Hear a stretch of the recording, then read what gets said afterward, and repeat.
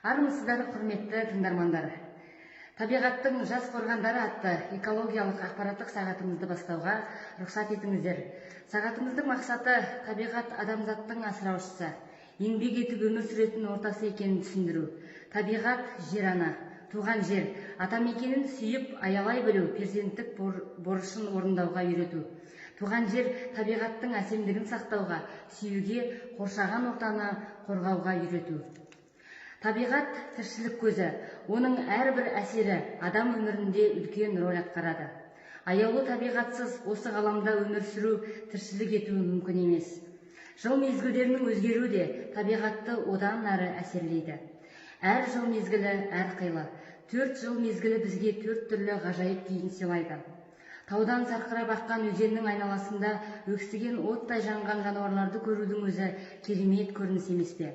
Бау-бақшада өскен жеміс-жидектердің иісі мұрын жарады. Жайқалып өскен түрлі гүлдер көзге өз кереметтігін сыйға тартады. Аспаннан күннің көзі түскенде жердің жүзі қуана қыбырлайды. Соңғы жылдары елімізде табиғатты қорғау шараларына көңіл бөлініп, әр аймақтың табиғи ерекшелігін сақтап қалуға үлкен мән берілуде. 1997 жылы 15 шілдеде қоршаған ортаны қорғау туралы, 1997 жылы 6 тамызда ерекше қорғалатын табиғи аумақтар туралы заңдар қабылданды.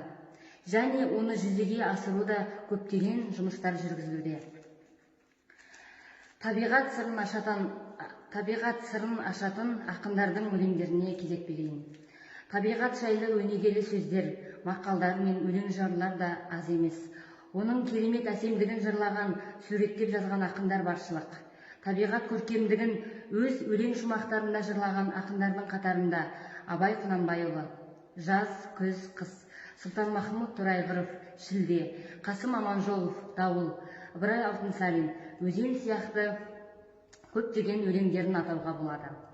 Шалғайын шалқар маушыған бұлт келді көктем кіргетті, топырлап ұрған тамшыдан топырақ иісі бұрқ етті. Шілдемен тамыз нышаны шаң ғана болса қалдырма, терезелер құшағын түгелдей ащы жаңбырға деп Қадыр Мырзағали атамыз әсем табиғатты жырлаған. Табиғат көркемдігін ақ қағаз бетіне түсірген ақындарымыз оның құдіретін білген. Сол өлең жолдарын болашақ ұрпаққа, яғни бізге қалдырып отыр. Біздің әрбір басқан қадамымыз, әрбір істеген ісіміз табиғатқа байланысты болғандықтан, оның біздің өмірімізде ерекше орын алуы сөзсіз. Бірақ адамзаттың кейбір істері табиғатқа кері әсер етуде. Оның кері әсері біздің денсаулығымызға да зиян келтіреді. Табиғатты қорғау, табиғатты аялау әр адамның міндеті. Үлкен кіші әрдайым оны таза ұстап, құрмет тұту қажет. Оның бізге қаншалықты қажет екенін баршамызға мәлім. Біз жас ұрпақ табиғаттың қорғандарымыз. Атадан балаға мирас болып келе жатқан табиғатымызды көздің қарашығындай сақтап, анамыздай аялап, келер ұрпаққа таза күйінде қалдыруымыз қажет. Табиғат адамның бойына қуат, көңіліне шабыт, сезіміне ләззат шапағатын ұялататын сұлулық пен әсемдік әлемі. Сол сұлулық әсемдікті жоғалтпай қастерлеуіміз керек. Бұл жайында халқымыздың қалдырған тағылымдық, тәрбиелік мәні зор сөздерде жетерлік. Атаңнан мал қалғанша тал қалсын, бұлақ көрсең көзін аш, бір тал ексең 10 тал ек, тағы да басқа да ұлағатты сөздер табиғатқа деген сүйіспеншіліктері қазіргі ұрпаққа үлгі өнеге. Қазіргі таңда табиғатты қорғаудың түрлі жолдары қарастырылған. Бірінші жолы түрлі заңдар шығарып, оны жүзеге асыру. Ұлттық парктер, қорықтар саны молайту. Әрі қызыл кітапқа енген өсімдік жануарлар түрлерін қорғап көбейту.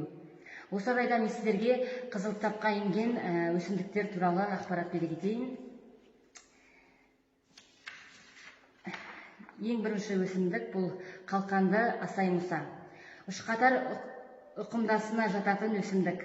Қазақстанда сирек кездесетін түр, өзінің таралу аймағы Қазақстанның солтүстік шекарасында өседі.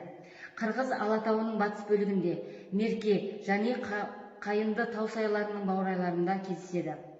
Популяциясы аз, олардың көлемі 50 гектардан аспайды. Қазақстаннан тыс тянь-шаньның басқа аймақтарында көбіне батыс бөлігінде таралған. Сәндік бұта биіктігі 3 метрге дейін, жапырақ пішіндері әртүрлі және көптеген ақшыл, қызғылт түтік тәрізді гүлдер, қалқан тәрізді гүлдер гүл шоғырына жиналған. Бұтақтары ерекше, қабығы 6 бөлінген ұзыншақ қабырғалы болып келеді екен.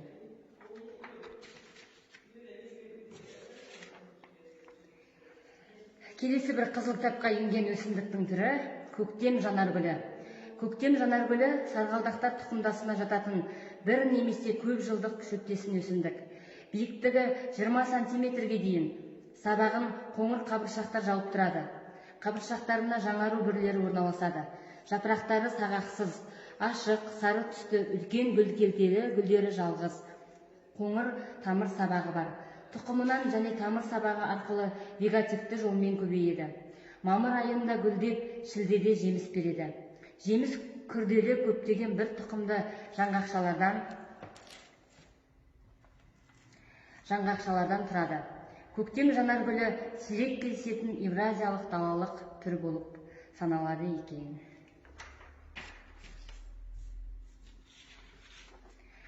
Тағда бір қызыл кітапқа енген өсімдіктің түрі мия жапырақ таспа. Бұршақ тұқымдас Қазақстанда сирек кездесетін қалдық түр. Тек Алтайда Үлбі, Уба және Бұқтырма өзені аңғарларында кездеседі. Қазақстаннан тыс Европаның орманды аймақтарында, Кавказды қосқанда және Батыс Сібірге таралған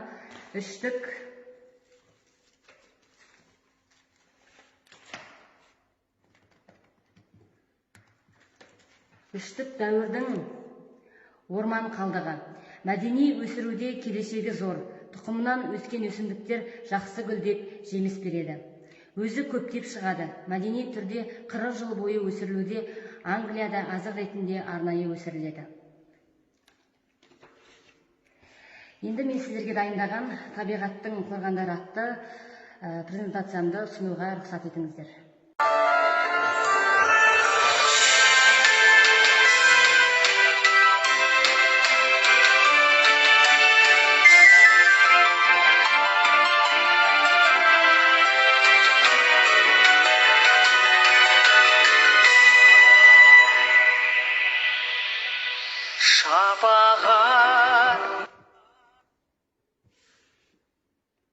Апаға нұрын құйған таңғы ара, әсем көрік сәуле шашқан жазғы күн ай, самал желмен тербеліп тарқан дала, шіркін қандай десеңші табиғат ай.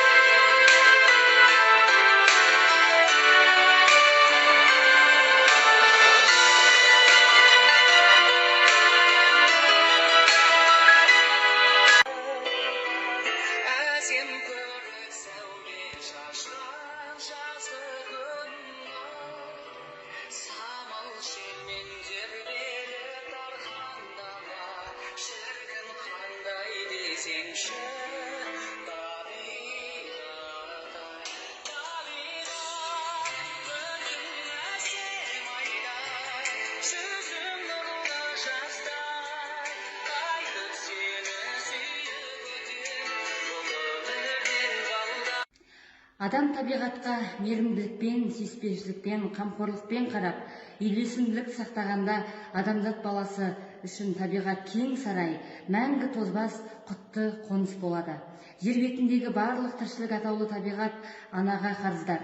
Сондықтан да табиғатпен онымен санаспау ана сүтін ақтамағанмен пара-пар. Адам баласы табиғаттың ең ұлы перзенті болуымен бірге, ең ұлы қамқоршысы да екенін ешқашан естен шығармауымыз керек. Әр қазақ баласы табиғатқа қорған болсын. Осымен экологиялық ақпараттық сағатымызды аяқтауға рұқсат етіңіздер. Келесі кездескенше сау болыңыздар.